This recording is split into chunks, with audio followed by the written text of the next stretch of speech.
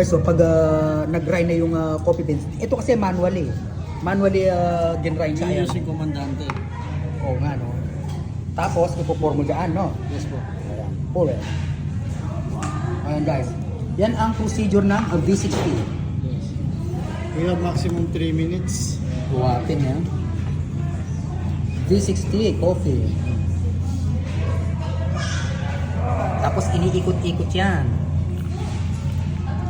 And stop. Need blooming time. Yes. After that, pag nag-drain na siya, ipupur ulit. May idea tayo sa V60 nga, di ba? Sabi ko nga, galing tayo ng Saudi Arabia, so alam natin yung procedure ng V60. Kaya siya tinawag na V60 kasi yung paper niya is V.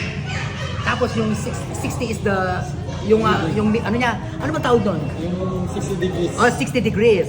V because it's V shape and 60 degrees. Kaya tinawag siya na V60 coffee.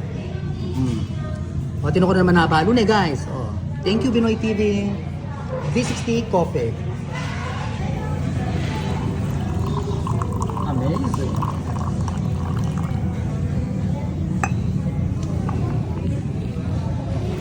Guys, V60. Kapamulo na. Flower flavor. I love it. So much. Ay, kanya na. Oh guys, so, di ba? Binoy TV, you know how much I love coffee. So dahil coffee lovers tayo lang talaga makaka-appreciate ng kape, di ba? Without sugar. Kaya ang sarap. Ay, ang sarap. La Tipica Specialty Coffee. Amazing. I love it.